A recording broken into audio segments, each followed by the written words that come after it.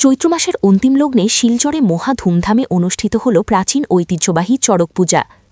বছরের এই বিশেষ দিনটির জন্য দীর্ঘ সময় ধরে অপেক্ষা করে থাকেন তন্ত্র সাধনায় লীন সাধু সন্ন্যাসী থেকে শুরু করে সাধারণ মানুষও। চৈত্র সংক্রান্তির এই পূজাকে ঘিরে কাছাড় জেলাসহ সমগ্র অসম জুড়ে উৎসব মুখর পরিবেশের সৃষ্টি হয়। শতাব্দী প্রাচীন এই লোকোৎসব বাঙালি হিন্দুদের অন্যতম গুরুত্বপূর্ণ সাংস্কৃতিক ঐতিহ্য হিসেবে পরিচিত। পূজার অন্যতম আকর্ষণ হয়ে ওঠে সাধুদের বিভিন্ন তন্ত্র সাধনা ও দেহ সাধনার প্রদর্শনী। কোথাও দেখা যায় শরীরের বিভিন্ন অঙ্গে লোহার শিক বা বর্শি গেঁথে আধ্যাত্মিক শক্তির প্রকাশ, আবার কোথাও মন্ত্রের প্রভাবে নানা চমকপ্রদ কৌশল প্রদর্শন করা হয়। দর্শকদের সামনে কখনো জীবিত ব্যক্তিকে বেহুশ অবস্থায় মাটির নিচে চাপা দিয়ে পরে পুনরায় জীবিত করে তোলার মতো ঘটনাও দেখানো হয়, যা উপস্থিত জনতাকে বিস্মিত করে তোলে। চড়ক পূজাকে কেন্দ্র করে বিভিন্ন এলাকায় বসে রঙিন মেলা। ছোট থেকে বড় সব বয়সের মানুষ এই মেলায় অংশ নিয়ে আনন্দে মেতে ওঠেন। একই সঙ্গে ভক্তরা দেবাদিদেব মহাদেবের আরাধনায় মগ্ন হন।